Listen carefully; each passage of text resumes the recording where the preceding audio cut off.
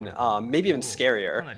But something you'll probably notice that's different from that game is that we changed the lighting a lot from what you saw in Resident Evil 7. You probably noticed that if you watched the PV. And we think we really hit a good distance and made a terrifying and beautiful village. From that title and really grew them in scale for Resident Evil Village.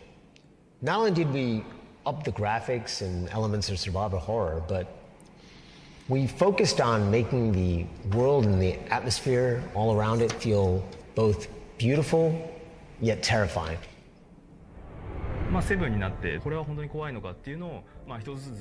So when we were making Resident Evil 7, we thought, is this still scary? We decided that in terms of game design, we would go back over everything that we did, and you can keep this in mind. We'd go back and we'd kind of reverse all the we'd rethink all the logic we used in the previous games and try to make a really terrifying game.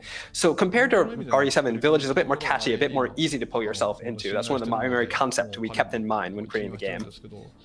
Now, in terms of visual beauty and the weight we gave to it, I really left it all entirely in the capable hands of art director Takano.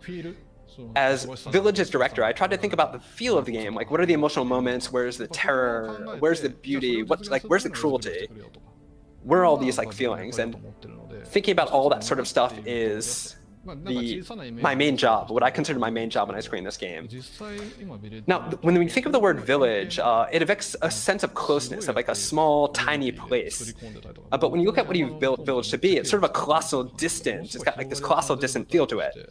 We wanted to give it a sense of oomph, a very sense of reality. So we did our best to make the mountains around the village look as fantastic as possible, to really give it a wide open vibe. We wanted players to walk through the world and be like, whoa, I didn't think of what I could actually go here, and wow, this is so cool and everything. So we thought a lot about how to create a game that you could make your own approach to, where you could figure out your own solutions to problems you face. This is something we decided to do a lot more with this game. So you have a lot more freedom than in RE7. We want players to experiment, to figure out things that work for them. We want everyone to think of Resident Evil Village as a horror movie that you can play. Works really well to draw you into the world we've created. You want to take your time to fully explore the detailed environments and the fully designed set pieces. The only way that you could make it any more immersive, I guess, is to scan yourself and put yourself in the game. Where did you find this guy? Give me a break, Pete. Hey, I only work with professionals. But the forest greeted them with a dark, cold silence. The bushes empty, and into the forest deep. What is it with that creepy story? It's just a local tale. 絵本を使った理由はですね、すごくいろんなバラエティに富んだ作品になる商品になるなと思ってたんですね。一番よくない Because we had a huge variety of things that we included in the game.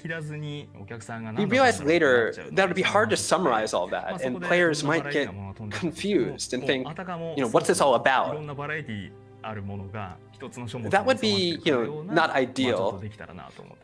So we came up with this one storybook that would sort of summarize everything for people so they can understand the whole picture of the game. To get the full experience.